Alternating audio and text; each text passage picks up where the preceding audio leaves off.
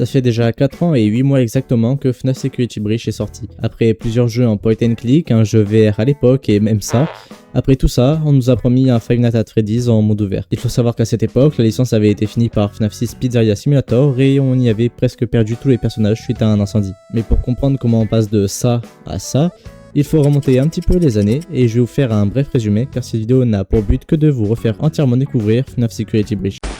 La même année, après FNAF 6 en 2017, Scott décide de collaborer avec Steelwood Studios, ce qui lui permettra à l'avenir de faire des jeux bien plus beaux et poussés, mais qui nous fera perdre au fil du temps cette complicité directe entre le créateur et les joueurs. Car ce qui a majoritairement fonctionné de la communauté FNAF, c'est que les jeux étaient souvent sortis aléatoirement, sans jamais vraiment se tenir à des dates. Scott répondait en personne à chaque critique sur ses jeux et pouvait améliorer chaque défaut sur ces derniers au fil des années. Alors qu'avec Steelwood Studios, on a tout de suite des vrais trailers, des annonces bien plus formelles et des dates précises. Cette collaboration donnera naissance à un premier FNAF Help Wanted en 2019 qui regroupe tous les anciens jeux de la saga pour vous faire vivre l'expérience horreur à son maximum avec la VR intégrée. Et puis quelques années plus tard, quand la licence semble vraiment s'épuiser et que les gens se lassent, en août 2019, Scott poste ça.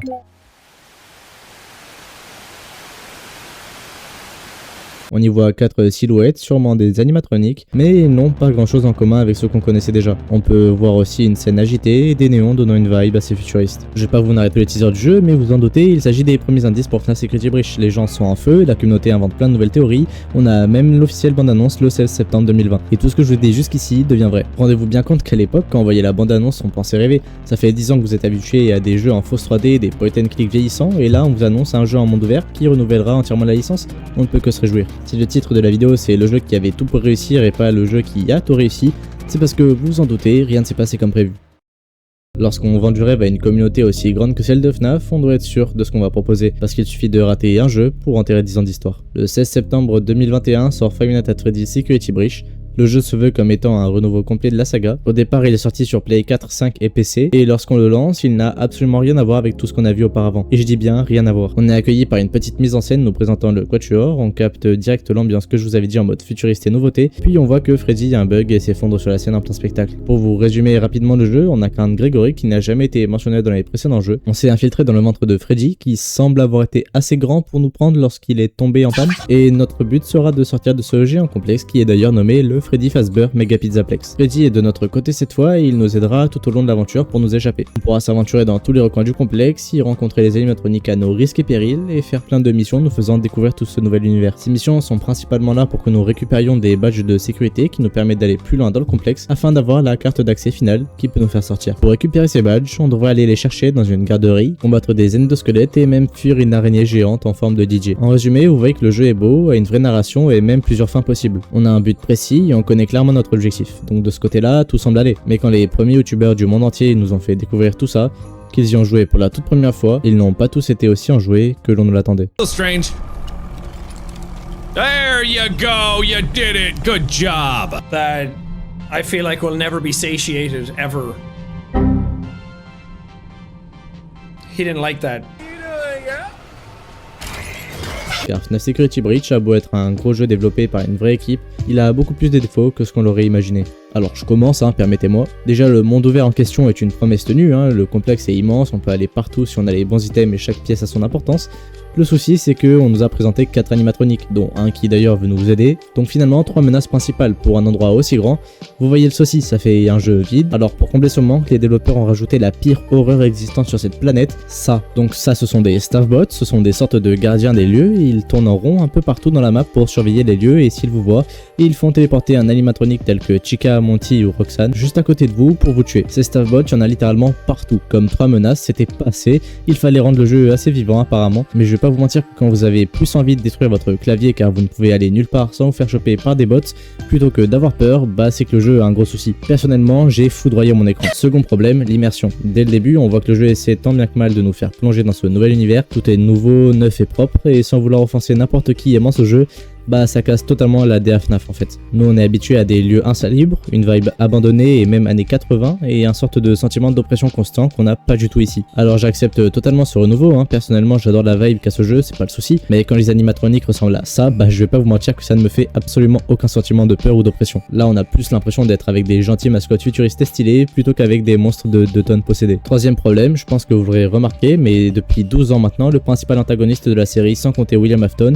et on va en parler après, vous allez voir, voir, bah c'est Freddy. C'est littéralement dans le nom du jeu, hein, au hasard. Et nous le mettre ici comme un gentilhomme qui nous aidera pendant l'aventure, bah c'est un changement encore une fois de DA. Et j'avoue que c'est vraiment dommage, ça a ruiné ma vie, j'ai dû massacrer mon PC à coups de batte de baseball et j'ai même été banni à vie de la licence FNAF. Quatrième problème, William Afton. Alors justement, le frérot était censé avoir brûlé dans FNAF 6, mais apparemment non. Tu lui brûles tout son arbre généalogique et il trouve quand même un moyen de revenir dans FNAF Security Breach avec ce nom, Burn Trap. Donc voilà, je vais pas vous faire toute une partie là-dessus, hein. Écoute, je pense que c'est important qu'on se fasse tous sa propre idée, quoi. Cinquième gros et vrai problème, c'est l'optimisation. On peut ne pas aimer la DA d'un jeu, on peut ne pas apprécier le changement de style, c'est une chose. Mais quand le jeu coûte 40 balles pour commencer et qu'on se retrouve avec ce genre de bug, bah je crois que c'est un vrai problème. Sans vous mentir, les premières semaines le jeu était injouable, il y avait des bugs sans arrêt, des sauvegardes qui se supprimaient littéralement, et si vous vouliez de l'immersion comme j'en ai parlé précédemment, bah là vous pouvez vous la mettre bien profond dans le rectum. Sans parler d'un problème toujours d'actualité, hein, parce que vous pouvez avoir une Nvidia GeForce RTX 4090 et faire tourner le jeu à 40 fps. Alors heureusement ce problème n'est pas vraiment sur Play, puisque le jeu a bien été adapté pour les consoles, mais sur PC c'est vraiment une horreur. En bref, vous voyez que le jeu est très loin d'être parfait. Il est sorti à un moment clé où la licence commençait à s'épuiser, mais il n'a rien changé. Ça a été très dur pour FNAF de remonter la pente, ce qu'ils ont d'ailleurs fait et à moitié. Comment? Bah je sais pas, moi en sortant un DLC au hasard, le 25 juillet 2023 sort FNAF Security Breach DLC Ruin.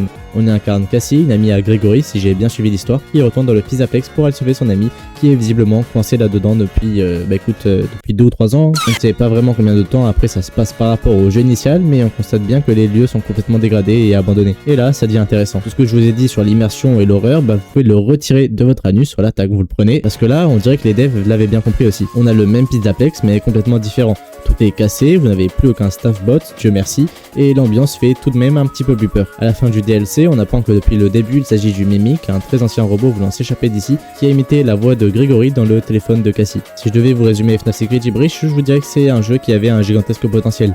Il a tout de même pu sauver quelques trucs de la licence, même si sans vous mentir à l'époque, les retours étaient vraiment négatifs. On nous a proposé quelque chose de totalement différent, et je pense que si on enlève les bugs et qu'on optimise un petit peu mieux le jeu, il y a beaucoup de positifs. On nous a d'ailleurs officialisé la sortie de Security Breach 2, on ne sait encore rien de ce que cela va nous raconter, mais c'est pour ça que je sors cette vidéo, c'est pour faire un maximum de buzz, vous gratter des vues et essayer de faire des vidéos sur l'actualité. Alors oui, c'est dommage qu'il y ait eu ces problèmes, c'est dommage que le jeu concrètement ne fasse pas peur, parce que la vibe, comme j'ai dit précédemment, était géniale, le concept était génial, et même si l'histoire est un peu faible et ne raconte pas grand chose si on s'en tient qu'à Gregory, eh bien on avait envie de continuer et progresser dans le jeu. Et puis je n'ai fait que vous effleurer le gameplay à 100%, hein, car en vérité on a énormément d'objectifs différents durant l'aventure. Si je vous parle par exemple des 3 missions possibles qui nous font détruire chaque animatronique chacun leur tour pour améliorer Freddy, ça devient intéressant. Car oui, on a le choix durant notre progression de voler des pièces cruciales de Chica, Monty ou Roxy afin d'améliorer Freddy. Parce que si vous avez déjà joué au jeu, vous avez vu qu'il y a plusieurs portes, plusieurs accès qui nous sont impossibles au départ. Et pour les ouvrir, on va avoir besoin des griffes de Monty ou du cri strident du canard. Et pour avoir ces objets, vous vous en doutez, on va devoir détruire ces pauvres animatroniques pour récupérer les pièces. Pourquoi je vous parle de ça? Eh bien, tout à l'heure, je disais que je trouvais ça dommage que les animatroniques ne fassent pas peur. Mais plus on avance, plus on les voit se dégrader. Et on participe d'ailleurs à leur destruction. Et arrivé à un certain stade du jeu, je peux vous assurer que le jeu a changé d'ambiance. Il y a moins d'entrain, les zones où on s'aventure sont plus sombres, et surtout, les animatroniques continuent de nous chasser même après avoir été gravement endommagés. Les jeux vidéo FNAF ont toujours eu des défauts, et on se souviendra d'ailleurs de FNAF World. Et Security Breach est sorti à un moment crucial. Il aurait tellement pu mieux marcher que ça devient triste de voir ce qu'il est devenu. Et aujourd'hui, on ne peut que se souvenir de ça. Un jeu buggé, mais avec un énorme potentiel qui nous a montré que FNAF pouvait être totalement différent de d'habitude. On ne peut que s'en souvenir, que comme le jeu qui avait tout pour réussir.